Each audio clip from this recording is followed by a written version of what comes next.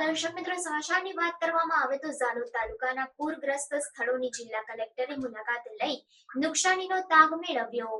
સમગ્ર રાજ્યભરમાં અત્યારે વરસાદી માહોલ સર્જાઈ રહ્યો છે, ત્યારે દાહોદ જિલ્લામાં વરસાદી વિરામ લેતા જિલ્લા કલેક્ટર યોગેશ નિરગુડેએ વરસાદ થકી થયેલા નુકસાનની સમીક્ષા કરવા ઝાલોદ તાલુકાના અસરગ્રસ્ત સ્થળોની મુલાકાત કરી હતી। આ મુલાકાત દરમિયાન કલેક્ટર યોગેશ નિરગુડેએ ઝાલોદ તાલુકામાં આવેલ પંચકૃષ્ણા, માટલી ખોટાના, માંડલેશ્વર તેમજ ઝાલોદ પોલીસ સ્ટેશનની વિઝિટ કરી ઝાલોદ પ્રાંત કચેરી ખાતે અધિકારીઓ સાથે સમીક્ષા બેઠક કરી હતી। ઉપરાંત ગરાડુ મુખ્ય પ્રાથમિક શાળા, ગરાડુ ગ્રામ પંચાયત તેમજ ગરાડુ પ્રાથમિક આરોગ્ય કેન્દ્રની પણ મુલાકાત લીધી હતી। એ સાથે તેઓએ જે ઘરોમાં વરસાદના કારણે નુકસાન થયું હોય તેમની પણ મુલાકાત લઈ થયેલ નુકસાનનો તાગ મેળવ્યો હતો।